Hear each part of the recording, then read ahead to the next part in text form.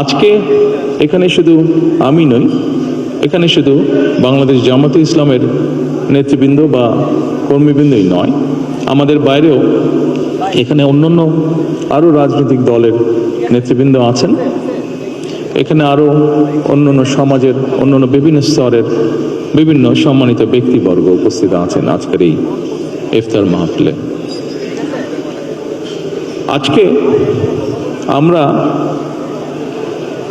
একটি গুরুত্বপূর্ণ সময় সকলে এখানে একত্রিত হয়েছি। দেশের একটি গুরুত্বপূর্ণ সময়। কিছুদিন আগে দেশে নির্বাচন হয়েছে। এই নির্বাচনের মাধ্যমে গণতন্ত্রের যাত্রা শুরু হয়েছে।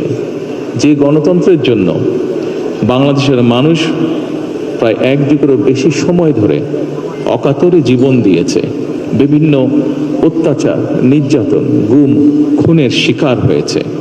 এত ত্যাগের বিনিময়ে আমরা আজকের এই গণতন্ত্রের যাত্রা যেটি সূচনা হচ্ছে বা হয়েছে নির্বাচনের মাধ্যমে, সেটির সুযোগ পেয়েছি।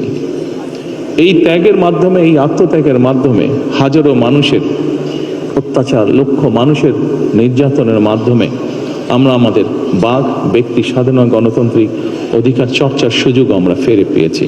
সেজন্যই প্রথমেই আসুন আমরা আল্লাহর দরবারে শুকরিয়া আদায় করি। সম্মানিত উপস্থিতিবৃন্দ, বাংলাদেশের মানুষ আজকে অনেক প্রত্যাশা নিয়ে, অনেক আকাঙ্ক্ষা নিয়ে, অনেক আশা নিয়ে আমাদের সকলের দিকে তাকিয়ে আছে, বিশেষ করে রাজনৈতিক দলগুলোর দিকে তাকিয়ে আছে।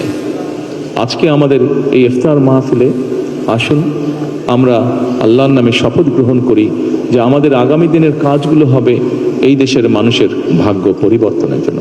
আসুন আমরা আল্লাহর দরবারে সেই রহমত চাই যার মাধ্যমে আল্লাহ আমাদেরকে এই দেশের মানুষের ভাগ্য পরিবর্তনের জন্য, এই দেশের ভাগ্য পরিবর্তনে কাজ করার তৌফিক আমাদেরকে আল্লাহ তাআলা দিবেন।